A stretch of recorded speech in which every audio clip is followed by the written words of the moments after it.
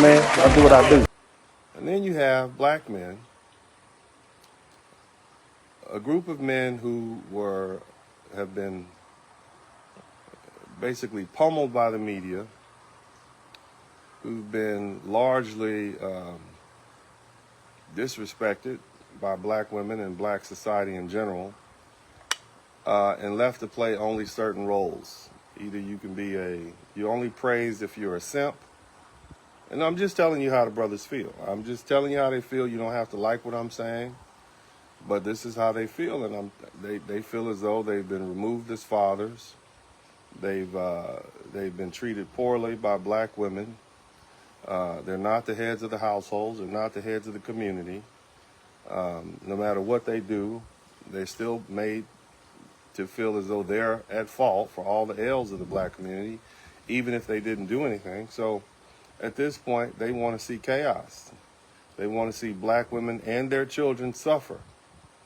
Now, that might be hard for you to conceptualize. And yeah, some men are just in it because they want to see how, I can take advantage of these women. And that is predatory in nature. Okay, the fact that now she is needy and in need of food and shelter and basic accommodations. So now you have some poor woman who's even worse off than she was before, because EBT is not making anybody rich. Section 8 is not making anybody rich. In fact, it's a trap. So you have a bunch of poor women who are needy, and there are a lot of men who will prey on them. But then there are other men who don't want to have anything to do with black women or their children. Rather, they just want to see them suffer. They want to see them suffer as payback for being what they perceived as being mistreated. Payback for the disrespect. Payback for being maligned. Payback for being separated from their children. Payback for all the mean things that black women have said over the past several generations about black men. They want to see them suffer. And a lot of people might find that difficult to understand. Well, what's in it? You might be asking yourself, well, what's in it for them if black women suffer? I mean, why would they want to? How horrible. How horrible. And this is how folks, you can't even conceptualize the fact that they just want to see women suffer. They don't mind children starving. No, not at all. And,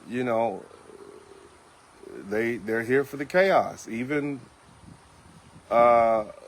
watching families get snatched up off the street by ICE. They're here for the chaos.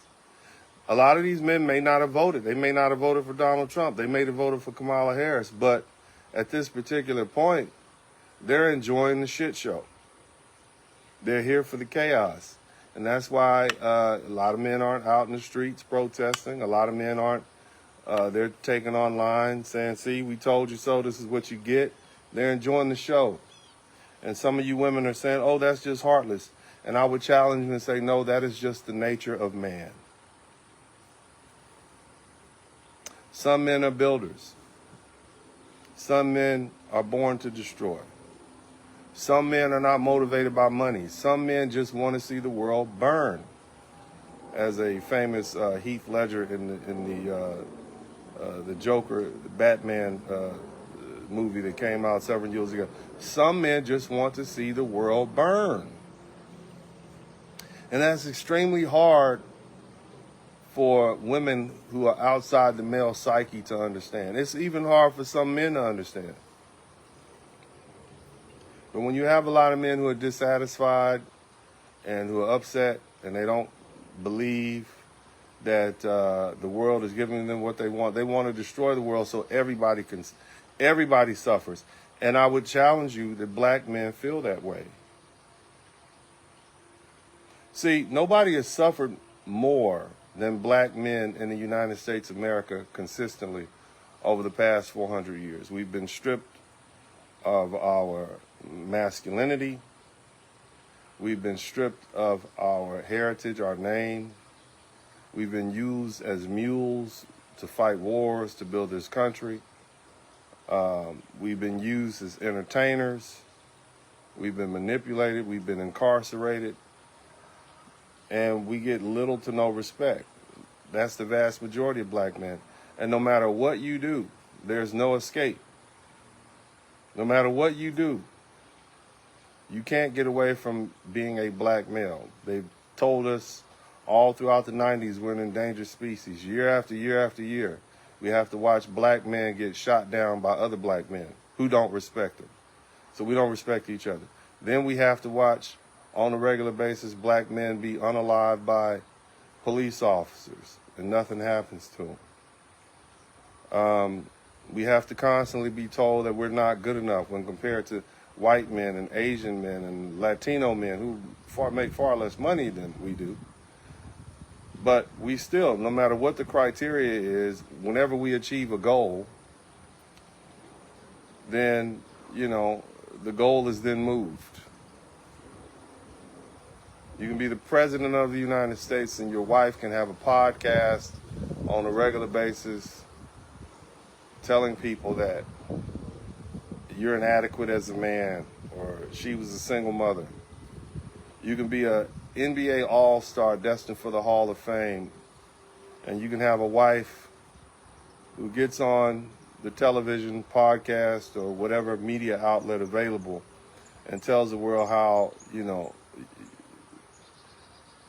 you're inadequate and she only married you because her parents basically persuaded her to. But nevertheless, you're not good enough. Whether you are the most involved fathers in America of all the other groups or not, you're still considered a deadbeat dad. You're never good enough. And so for some men who look at that, they'll say, what's the point of me trying to elevate in this particular system? What is the point of me trying to lift myself up and be the best I can be if I will still be treated like a Pookie or a Ray Ray? And the only reason you don't have a Michael Jordan didn't get treated like a Pookie from the ghetto, living in the projects, sleeping on his baby mama's couch, is because he has money.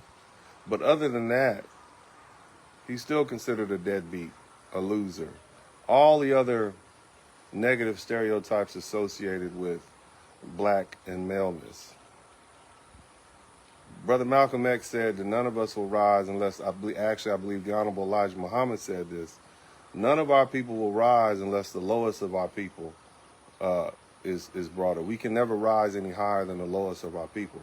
So if the lowest of black male is still just a dirty, deadbeat, drug addict, low-down N-word, then it doesn't matter if you're Barack Obama or,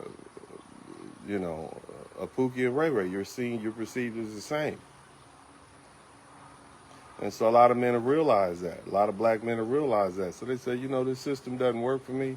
No matter how hard I try, it's still going to try to tear me down and disparage my name. So you know what? Let's just destroy the system and let it burn. And for them, a lot of black men look at how black women treat them, starting with their mothers, and that treachery that black men perceive that they have had to deal with at the hands of black women is part of the problem. And so, if she suffers and her children suffers, oh well.